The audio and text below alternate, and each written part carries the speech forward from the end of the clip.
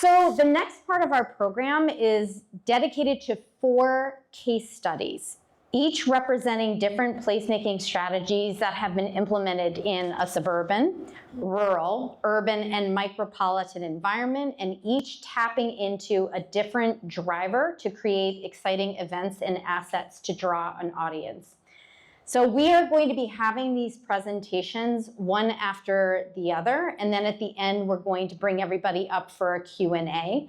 So please feel free to submit your questions ahead of time as we go using our Google form so that you don't forget them as we continue to focus on the presentation. So in your program there is a QR code on the agenda page, and you can use that to submit questions as we go through these 4 case studies. So first up, I'd like to welcome Carli Scolforo. She is the general manager of Berkshire Busk, and she's going to tell us about how music served as a catalyst to bring Great Barrington's fantastic Main Street, or at least parts of it are fantastic, I guess, to life each summer. Carli. Thank you. Good morning. I am from Community Busk, which is based in Fred Kent's infamous Great Barrington, where we have been for the past 5 years transforming the energy of downtown by harnessing the power of busking. A busker is another word for a street performer, so that's anyone that performs on the street with the hope of earning tips. Usually that conjures up the image of that solo guitarist with the guitar case open, but it can also include larger musical acts like the folk and jazz band that you see behind me, as well as non-musical acts like magicians and fire dancers. We've had busking poets and face painters and dancers. Really, any kind of artist can do their act as a busker. Berkshire Busk is a busking festival. It's our flagship project. We've been doing this for 5 years, and basically what that entails is we bring 7 to 8 different performers, a different group every night, into downtown Great Barrington for people to enjoy. We do that for 10 weekends, so every Friday and Saturday night from about 6 to 10 p.m. You can come, walk around downtown. It's a little bit of a different experience than a traditional performance where you're seated quietly in a theater, because it allows you to connect with the people around you while you go from artist to artist until you find the one that speaks to you. By being in downtown, we do a temporary road closure, and it invites local businesses to get involved. You can see some outdoor dining there. Some of our stores stay open later, and we even bring in additional artisans and nonprofits for our Saturday night markets. In doing all of this, we have basically 3 goals in mind, and I'll be going through these point by point with some survey data that we've collected. But in general, we just want to do good for our community and support economic development by driving people back into our downtowns. First and foremost, we want this to be a joyous, free community gathering space. We know that we had about 25,000 visitors over the course of those 10 weekends during festival hours. And we say visitors and not visits because we know that there's strong local participation. About 81% of the people on the street consider themselves to be a local, whether that's year-round or seasonal, and whether they live in the Berkshires or just over the border in sort of our tri-state area. We know that that accounts for a hyper-local audience as well, because about 20% of our attendees actually say that they walk downtown to attend the festival, and we know that this is something that people share with the people that they love. 50% of our attendees come in couples, and 30% of adults bring children. This is something that all ages are welcome to participate in and find joy in. This has been a really exciting statistic to see grow over the past 5 years. This past summer, 81% of people that we surveyed on the street said that they were in downtown Great Barrington specifically because of the festival, as opposed to stumbling upon it while they were watching a movie or catching dinner. This is also the first year that we asked a Net Promoter Score question. We found that we achieved an NPS of 86%, which means that we feel we have a strongly positive reputation within our downtown. And 94% of our attendees say that it had a very positive impact on their perception of Great Barrington as a whole. So maybe we can work on that for you. And of course, it's not a busking festival without the buskers. We do this partially just to give as many opportunities to local performers as possible. Over the course of the whole thing, we have about 100 different busking groups. About half of those, a little more than half, are either based right in Great Barrington or just outside of it. Our star here is Natalie Lewis. She was our youngest solo performer our first year when she took to the sidewalks with her guitar at just 15. And since then, she has gained a huge local following that come and see her year after year. She's halfway through studying her degree in music at the University of Vermont right now. Another 22% come just outside of that. Our busking poet, Jacqueline, that you see here, she's willing to travel a little bit farther for opportunities to share her unique act, which is writing poetry on the street based on her conversations with people that come up and speak to her. That really makes up the majority of our performers. We really want locals coming down to feel like they're seeing their friends and neighbors on stage, but we also want to introduce acts that are unlike anything that comes to other stages in Great Barrington, and that's that 15% of professional street performers. The gentleman that you see in that photo is actually about 15 feet high on a pogo stick in that picture. He's based out of Boston, but for the past 20 years, he's been making a living going around to different busking hotspots and organized festivals just like ours around the country and the world. Now, performing out on the street for people that didn't necessarily expect to see you there can be a really vulnerable experience, but we know that 100% of our performers actually love that experience and are interested in returning year after year. I put a couple testimonials on screen for you, but the general idea is that basically everyone is looking for more opportunities to participate in festivals just like this one. Moving right on into economic development, it was always a theory with this festival that if we invited people downtown and didn't ask a family of four to pay a ticket price for something that they could enjoy together, they would instead take whatever pocket money they have and either give it directly to the artists we're bringing in or spend it at our wonderful locally owned businesses. And we do know that 77% of those downtown are planning to eat or shop or both while they're visiting. Whether they're grabbing ice cream or buying a brand new outfit or buying dinner for a big group of friends, it comes out to about an average of $71 that they're reporting spending. And when you apply that to the 81% of people that otherwise wouldn't be in downtown without our festival, we believe we can lay claim to about $1 million of incremental spending over the course of the year. This is not the limit, we think, to the economic support that we can offer because we know our attendees are looking for more opportunities to spend their money while they're downtown. Every year we ask what they'd like to see more of at the festival and how we can improve. And we find year over year that they're seeking more grab-and-go food options, they want our retail stores to be open even later, and they want our night market to expand. All of this is to say that by all means that we have found to measure the success of our festival, we think we're doing a really great job. And as great as Great Barrington is, we don't think that success is unique to that town. This is a really great way to start introducing the arts and drawing people into your downtown without looking at the red tape or the upfront expense of some greater construction efforts like building a large outdoor amphitheater that then is sitting empty most of the time, right? What's really interesting and great about the festival is that that inflatable arch and sandwich board is really all we put out in terms of temporary stages, and it comes down at the end of the night. And it kind of mimics the artistic form of busking in that it's spontaneous and unexpected, and it's transforming sidewalks that our locals are walking by every day and creating a unique, unexpected artistic experience. If you have ever come across a busker for yourself, you know that it does not matter what you look like or what's in your pocket.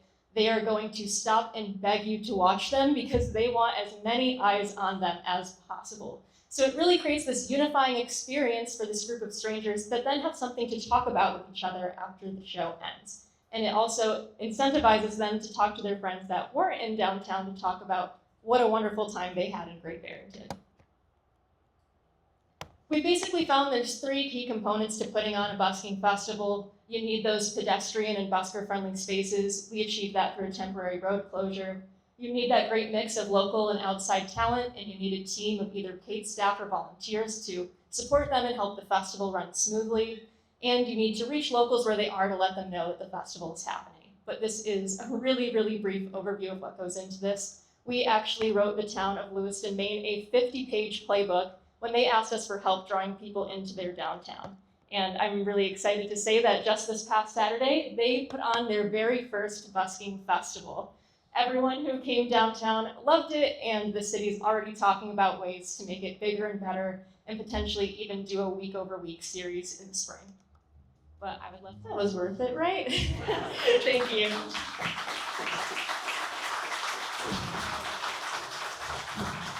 Thank you, Carli. That looks so cool. Can't wait to go to the festival. So next up, we're going to learn how to activate rural communities with natural resources as the driving force. So please welcome Fran Kefalas, Assistant Director, and Regan Minor, Development Director for the Last Green Valley. So we are the Last Green Valley, and the Last Green Valley is two things. It is a national heritage corridor, and it is the nonprofit that is designated by Congress, the state of Connecticut, and the state of Massachusetts to steward that national heritage corridor. We were designated in 1994, and for your understanding, a national heritage corridor is essentially a national park that people live in. That's the easiest way to think of it. We were number 4 in the nation, one of the early corridors. Happy to say that we were sort of broke the mold, and the way we were designated by a grassroots organization actually shaped the model for the way the next 58 heritage corridors have been developed. We are now part of, thank you, we are actually formally part of the National Park System as of 2023. We are 84% forest and farmland. I want that to sink in for a moment. We have less than 12% of our area developed. Okay, so what does that mean? We don't have a lot of sidewalks. And we also don't have a lot of traffic lights in many of our communities. We have a lot of mill towns, historic mill towns, where we have lovely downtowns such as Norwich, Putnam, Willimantic, and Southbridge. And then we have a lot of really rural places and spaces like Pomfret and Union. We are 26 of our 35 communities are here in Connecticut, and 9 of them are in South Central Massachusetts. If you see that dark spot up there, that's us. 395 is that little bright light there going up the map. And this is what we can see on a clear night. I want to take a moment. Those photos, some of them were taken less than an hour and a half away from where we sit. So think about that for a moment. The process for becoming a National Heritage Area actually started back in 1988. And when 1991 rolled around, and we still haven't gotten very far, the grassroots effort said, we have to show the Department of Interior and the National Park Service that we're worthy. And so they created something called Walking Weekend. That was 22 walks and talks and tours through, some of them were hikes in really rural areas, some of them were paddles, some of them were downtown tours of historic downtowns like Danielson, Connecticut, where the Tiffany family actually got their start before they opened that fancy jewelry store in Manhattan. Today, Walktober is celebrating its 35th anniversary. Walking Weekend became Walking Weekends by 2002, and it became Walktober by 2010. Last year, we had more than 120,000 participants. This year, we have, Walktober is happening as we speak. We have over 250 unique events happening from September 20th through November 9th in a rural space. Walktober is the epitome of what we as National Heritage Areas are meant to do. We are celebrating the power of place in a region, and we are empowering and amplifying the local message. And we are also creating a space for that local message to be carried forth to a wider audience. Part of the reason why we exist is to support the economic development of rural areas. Data modeling suggests that those 120,000 people had over $6 million of benefit last year to the local region. They stopped, they ate, they got gas, they got drinks at some of our local distillers. They enjoyed other opportunities to shop and to do other activities. They support local nonprofits at a high level as well. Walktober has created a space for other organizations, many of our more than 200 partner organizations, to shine a light on what they do. And over the years, a number of events have been created to support other organizations in Walktober. Celebrating Agriculture is one of them. It takes place at the Brooklyn Fairgrounds. It is exactly what it says it is. It is celebrating our local farm communities. Those farm communities are one of the reasons why we are designated a National Heritage Area. We have an abundance of farming in the area. Other organizations that have developed things are, for example, downtown Putnam has a great pumpkin festival. The Connecticut State College at Quinebaug Valley developed Tackle the Trail. All of these things were created because Walktober existed and were their vehicle. And I would like to pass it on to Regan now, who is going to explain a little bit about what Norwich has done with its opportunities in Walktober. Thank you. So good morning, everyone. My name is Regan Miner. I'm currently the Development Director of the Last Green Valley. In my prior life, I was the Executive Director of the Norwich Historical Society and had the pleasure of interning at the Norwich Community Development Corporation under the late Jason Vincent as my mentor back after I got out of college. So some of the things I'm going to talk about related to Norwich harken back to my time with the Norwich Historical Society and NCDC. So this starts back in 2012, where Jason decided to participate in Walktober solo. He recognized the importance of connecting people with place and saw Walktober as a perfect mechanism to do this here in Norwich. He was a one-person army hosting numerous guided walking tours throughout the city of Norwich during the fall of 2012 and had great turnouts at the event that you can see on my left here in the Colonial Norwich Town Burying Ground. The poor guy got really wiped out after doing multiple events throughout the course of this time, and in 2013 he decided to start enlisting some help from outside agencies in Norwich. As a result of some of these efforts, he was named Mr. Walktober, which is an honor that we bestow upon individuals in the Last Green Valley who really make Walktober a special place in their communities. We also had the opportunity to serve on the Last Green Valley Board as well. So in 2013, we started to organize what was called the Norwich Heritage Groups, which is a group of 15 heritage-based nonprofits in Norwich. Now let that sink in for a second. 15 heritage-based nonprofits in Norwich. That's a lot of organizations. We were all really siloed, all doing their own thing, and not really cohesive and coordinating together. Jason put us all in a room and said, let's work together. And Walktober was one of the ways that we first started to do this. It was an easy way for all of us to connect and coordinate events to put in the guided Walktober calendar and on the online calendar as well. So Jason got us all in the room, he organized things, and then moving forward, I helped coordinate these efforts. In 2014, we really started to build some momentum, and the Norwich Historical Society at that time started taking over, formally coordinating Norwich's Walktober walks. I took over officially in 2016. But the whole goal of coordinating Norwich's Walktober walks was we wanted to make it an experience. We wanted to build a day that people can spend in Norwich. They can go for a walk or a hike or a paddle in the morning, have lunch at one of our wonderful restaurants, and then finish off the day with another walk, another tour in the city as well. These walks and these tours really focused on historic districts. We also wanted to make sure that we were highlighting the natural environments in Norwich, and we did a lot of downtown Norwich near the harbor. And we also wanted to talk about culturally significant areas in Norwich as well. We wanted to try to tell Norwich's story from pre-contact to today. We did that with a lot of organizations that helped us along the way.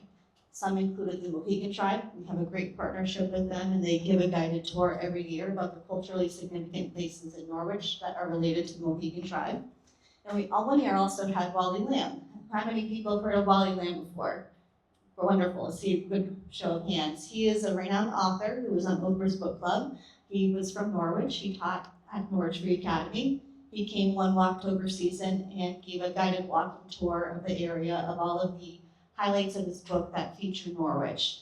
And I will tell you, we had to get a police escort because we had about 100 plus people on this tour along the sidewalks in Norwich. It was fantastic. As a result of the success of these guided tours, a lot of people have started asking the Norwich Historical Society, and we love Walktober. Walktober's fabulous, but sadly it's only once a year. And how can we do this year round? Because we want to come back and do these fantastic tours and then spend time in the city. So the Norwich Historical Society, with help from NCDC and other entities, also started working on creating self-guided year-round tours called the Walk Norwich Trails. Right now there's a series of 4 4 trails accessible on walknorwich.org. They include a self-guided trail brochure and an audio and guided component as well. So we did this as a way to encourage people to come to the city year-round and experience the rich history that we have here. I will proudly say that I was named Miss Walktober as well, following in Jason's footsteps in 2016. And that's really when we started launching the Walk Norwich Trail program, and that culminated in about 2 years later with our final 2 trails as well. So over the years, Norwich's participation in Walktober has grown exponentially. And even though I'm not with the Historical Society anymore, I'm really proud that Norwich is still one of the communities that has the most Walktober walks, 30 to 40 events every year. Our time is almost up, so I'm just going to tell you really quickly that one of the byproducts of Walktober is that we actually have a ton of businesses that have adopted the Green Valley name, from churches to a football club, which is football, not American football, and event. So thank you very much. We'd love to talk more about Walktober anytime anyone wants to listen.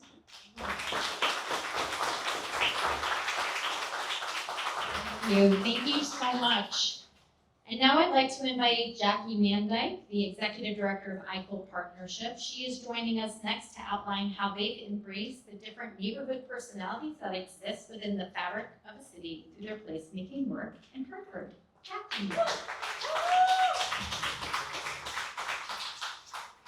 Thank you very much. I think this is my little Yes. clicker right there. Oh. There we go. Good morning, everyone. I think you all are wondering whether or not I brought quilts for everyone because we're all a little chilly this morning. So no, I did not bring you all quilts. But yes, I work for the iQuilt Partnership, and I've worked there. I was the first executive director. I've been there for about almost 15 years now. So I want to tell you a little bit about what we do, the projects that we've worked on, but also how we started to build our community at iQuilt. And work with different people. The first thing is, when we started iQuilt, it was really to fill a void in the city, creating a vision for what the city might look to, what the future has in store for us, and really start to look at how we can become transformative. We had this thing, and I'm sure nobody else has seen this in their communities, about we were okay with some things that we were doing, and projects were good. But we were striving, and the thing that we wanted to tell people is we wanted to go for great. We wanted golden, we wanted diamond, right? We should strive for those great projects that really transform our city and just not try and put a patch to things that we were working on. One of the first projects that we worked on was called the Intermodal Triangle, and Fred, I did attend a PPSS session, I think 12 or 13 years ago in the city with you all. So I think you're going to see some of the things in here that you were talking about this morning. So we used to think in the city of Hartford, and for those of you my age or around my age, that Mario Andretti should live in our city. And we were creating roadways for that driver, right? And so if you look on the right-hand side, this is one of our first large-scale projects that we did. This was the promenade that we used to have on the first publicly owned park in the city of Hartford. And so we had 4 lanes of traffic, and to try and cross it, you would take your life into your own hands. We got some federal money. We created a promenade next to the park, a historically beautiful park for those of you who've been in Hartford, Bushel Park, and created a promenade that was 18 to 25 feet, which connected our transit hub, Union Station, up to Main Street. So we did that first and foremost, which really transformed how people used the park, and it really increased the amount of people that we got into the park and using it as a cross in between the cities. One of the things that I really want to emphasize, when we were looking at iQuilt, when iQuilt started, I was on the planning committee prior to becoming the executive director. And one of the things that we saw is that people were doing really good, and Hartford has amazing arts and culture, but one of the things we don't do is we don't bring our art outside. We don't have those villages, just like Fred was talking about earlier this morning, where we were really trying to push things out, and we were very silent. So this was about how do you create a community that's working together? How do you quilted together. So iQuilt works in those spaces to take those patches and quilt them together. It's basically what we do all the time. So let me tell you a little bit about what we're doing, because one of our board members, I think, describes iQuilt perfectly. We are really focused in downtown Hartford, but if you have an image in your mind of a tapestry, and it's got all of the, I want to say tentacles, but you know, the fringe on the end of the tapestry. If you look at that, so we cover downtown, and that's predominantly where our work is, but we've got those strings and strands that go out not only to our adjacent neighborhoods, but then over to other municipalities as well, because we believe that it all threads together to build a very strong, core, vibrant capital city. So one of the projects that we're working on right now, which is on the fringe of downtown and goes through several of our North End neighborhoods, is called the Heartline. And the Heartline will actually connect our riverfront all the way to Bloomfield. It's about a 6-mile protected trail. And this actually, we're gonna be going out for design and construction documents hopefully within the next month to go ahead and give us the designs for this. But this is basically a bridge that'll go over 91 and will reconnect us to our riverfront even more than what it is today. We're kind of excited about it. It currently has a pedestrian bridge that you can use to connect it, but we kind of compare that to the Shawshank Redemption Bridge because it's really that bad. You can't get in and you don't know how to get out. This is in continuation of the Heartline project. As you can see, these are the neighborhoods that we're going to be going through in the North End. We hope that, you know, starting with that one piece that I just showed you, we hope that this will be pretty quick for us to develop. But this is something that we feel very strongly about and is very in iQuilt's wheelhouse, meaning that we're connecting communities. What we heard when we were talking to people in this community is that they don't feel like they can get to places. They have to get in their car to go places. And so this was trying to create a protected bike, walk, trail that can connect them to adjacent municipalities, their neighboring communities, and also the riverfront, which would bring it back to this community in the North End. It should be noted on this connects 20 schools along this 6-mile pathway. So it's really, really important as a safe routes to school opportunity and for people to be able to connect to their other assets in the city of Hartford that this is going along. And we're keeping our fingers crossed and moving it fast and furious. One last thing that I do want to bring up, my colleague Amir Johnson is also in the room that works with me. And I thought he brought this up, and I quote him all the time on this, and he says it much better than I do. When we were looking at designing this trail and what it starts to look at, we wanted to look at what the neighborhood residents wanted for this trail and not necessarily what the East Coast Greenway wanted this, because this will also be part of the East Coast Greenway, because it's different if you're just traveling through versus how do you build it for the people who live and work in that neighborhood. So I think it's very important. It can handle both, but our first priority has to be for the people that are in the neighborhood. I want to talk to you a little bit because we are just not about urban design. We also have creative placemaking, and we started 15 years as a creative placemaking organization. One of the things in our highlight that we're working on right now is Winterfest Hartford. It's our 15th year of Winterfest Hartford, which is an outdoor skating rink in Bushnell Park. This is completely free. So you can come and you get your skate rentals for free, you get your skating time for free, and you also get skating lessons for free, and we do a bunch of entertainment as well in this area. Last year, we had over 32,000 people in 42 days, 33% from the city of Hartford. And I think it was almost 90% from the state of Connecticut, and we had people attending this from 46 states in the United States. That's where our demographics kind of lie. But it's just not, thank you. A lot of people work really hard to do this. But one of the things that, and I have to thank our sponsors for this because we raise over $300,000 to put this on in the city of Hartford every year. But now I want to talk to you about how we also not only look at this as a downtown asset that we have in the city of Hartford, but how we've started to branch out into our neighborhoods and into downtown. So first and foremost is we were able to receive and leverage our partnerships to get money that we can partner with our community partners in other sections of the neighborhood. So we partnered with Ebony Horsewomen, who's in the north end, and they do trail rides through Keeney Park. We partnered with other people in the south end for lights, increased lighting and other programming. And we partnered with UConn, so we bring back the Hartford Times Carol Sing. For those of you who grew up in the greater Hartford area, it was a huge,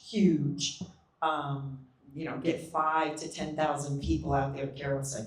We're waiting for that. I think we've only gotten about 250, but we're on our way to 5,000. I swear to God, we're on our way to 5,000. The other thing that we've done is, some people think I'm a little crazy sometimes. We started a live Elf on the Shelf during Winterfest. So we worked with an improv theater that we have in the city of Hartford, and we put it in downtown businesses. And we had people find the live Elf on the Shelf. Well, we had so much fun with this, I can't even tell you. From TikToks to the mayor got into it, and it's just a lot of fun. So we're gonna be bringing that back this year, and we're really excited about Winterfest. But I just wanna emphasize, it's just not about people coming to skate in the city of Hartford. It's about us partnering externally with our community and also about partnering with our businesses and stuff like that to try and move people just not into Winterfest, but throughout downtown in our neighborhoods. We always call Winterfest the magic of Hartford, and our big tagline is add one. So come to Winterfest and come skate and add something else. Go to a coffee shop, go to a restaurant, go shopping, go to the Wadsworth, whatever you might do, but add one. I just want to tell you about a couple of other things and then I'll move along here. We couldn't do what we do. We have a huge staff. It's myself, Amir, an intern, and a part-time person. So we have 2.3 people. So we have to rely on our partners. One of my board members and our partner, Jordan from the Hartford Business Improvement District is down here, and we partner a great deal with them. So really quickly, we go ahead and we partner with Rise Up. Some of you might have seen the Able Table downstairs with Matt Conway. Matt's done a great job. He not only does these beautiful tables, but he has also done magic murals, a huge projection that he does in downtown. He's helped us out with some other great projects from asphalt art that we've worked with another community. We've partnered with the Frog Hollow NRZ on Cat Fest. Which is basically, if you think about the old time church festivals, we do it in a huge parking lot and bring it out as a pop-up. We've done sculpture gardens. We've done, anybody know what a ped head is? It's the back of a don't walk signal. And so we've gone ahead and done walking directions on the back of all those and put 450 of them throughout downtown Hartford. We also have a pop-up game trailer that we now use that we deploy to different sections of the neighborhood. It's been used in East Hartford, it's been used all over Hartford, it's got a bunch of games in it. We converted a dumpster to a planter bench, and this is on our downtown area. And then we've also done some partners with corporate. And I wish I could tell you more, but I'm up with my time. Thank you, Jackie. Thank you so much. And finally, our last case study demonstrates the incredible economic force generated by creating space for an organic grassroots effort to just let cool things happen. Steph Burr, Executive Director of the Northwest Connecticut Arts Council, is going to tell us how Torrington's youth electrified the downtown.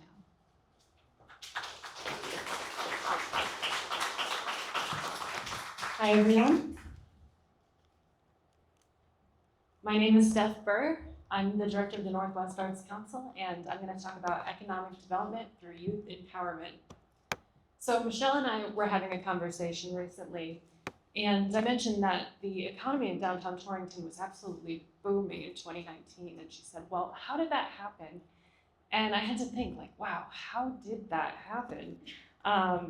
So I moved to Torrington as a young person in 2014. And I just want to preface this conversation by saying that when I moved to Torrington, there were already a ton of amazing organizations and people that were doing work to build the arts scene in Torrington. So I moved downtown and rented a studio space from the Torrington Downtown Partners. And I remember walking around downtown in Torrington and just thinking, like, wow, this is really bleak. So the sidewalks were awful, cracked, there was trash everywhere. And I fell in love with it. I mean, the Art Deco architecture, I thought it was so melancholy and romantic. And as an artist, I just saw the potential for what this place could be. So I kind of had a hard time breaking into the art scene as a young person. But in 2015, I was invited by a group of local artists to be on their art walk. And I got so excited, I had my chalk and I drew on the sidewalk, arts walk. And this is an Instagram post I made back then. It says, Torrington Arts Walk last week, blessed to be part of this. Hashtag art heals communities, hashtag broken city, hashtag home. But then in 2016, a miracle happened and they fixed the sidewalks. And they were wide, and we had some great corners. So this is when everything changed. It suddenly felt safe to walk around downtown at nighttime. So around this time, my landlord approached me and two other small business owners downtown, Steph and Rachel there, and said, we will give you a free space on Water Street if you start a coffee shop. And I was young and recently between jobs, so we talked about it and decided, yeah, sure, we're gonna do that. We put a ton of effort into fixing up and renovating the space. It needed a lot of work. And the landlords even got so excited for us, they made us these shirts. And it was awesome. We became the hot spot for 16 to 20-year-olds right before they could go off to the bars. We had art shows, we had live artists, let these kids come in and DJ, and then being open to the public on Main Street, we had people coming in. So this girl up there wanted to do a poetry club, so she started a poetry club, and they would meet every Wednesday. We had live musicians coming in. And then another really cool thing that happened was we had this sticker on our fridge that said, diversity is our strength. And that was literally all it took for Gravity to become the hub for the LGBT community in Torrington. So this was a safe space that young people could come and call their own and congregate. And we leaned into it. We planned LGBT art shows. We got involved with the local community organizers who were doing Pride in the Park and brought a bunch of volunteers and started getting involved in that way. So the coffee business wasn't really paying the bills. I had to get a second remote job, and I was on conference calls with my little headset trying to pour coffee at the same time. So unfortunately, we shut down the coffee shop. But at that time, our neighbor next door, John Nolke, had a small gallery space. And it started off sort of as a contemporary art gallery, but he was starting to dip his toes into community programming as well. So it was about this time that this girl, Rana Justice, came onto the scene. And Rana is a musician, and John let her start planning music shows at his gallery. Now, there were some rules. They had to respect noise ordinances, very reasonable, and no alcohol. And being in our 20s, we thought, oh, that's kind of lame, no alcohol. But it was actually amazing for a couple different reasons. The first reason is because the shows stayed all ages.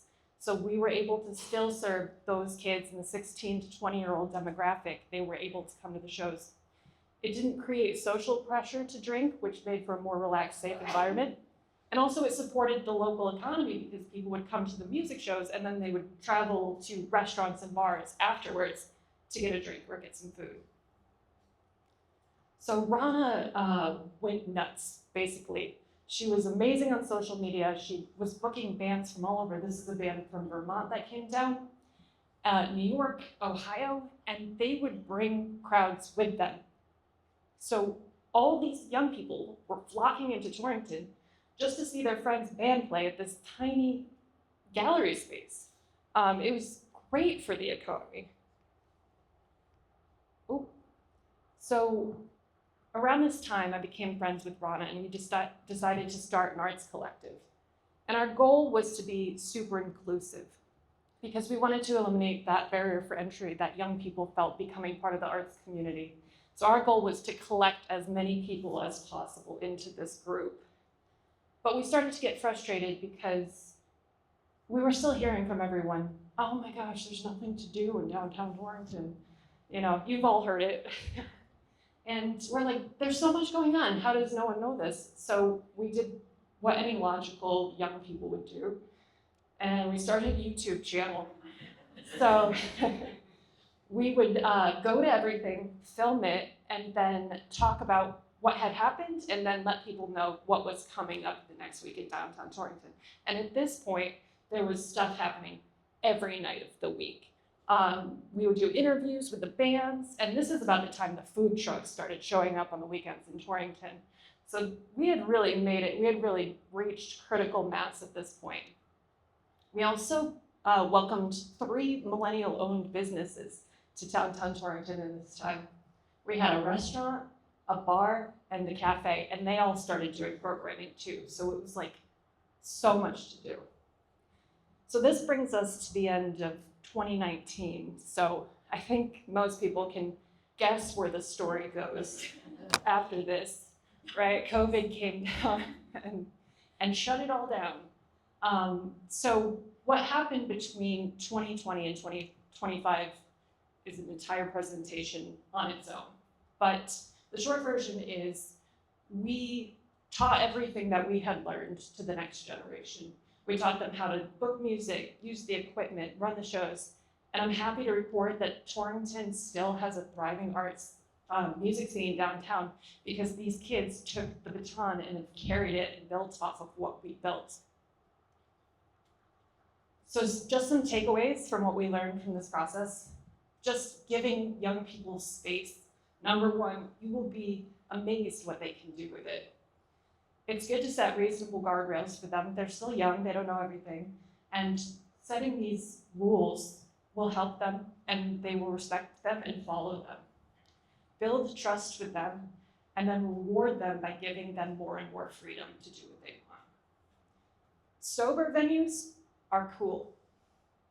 They are, young people like it. They've asked us for this.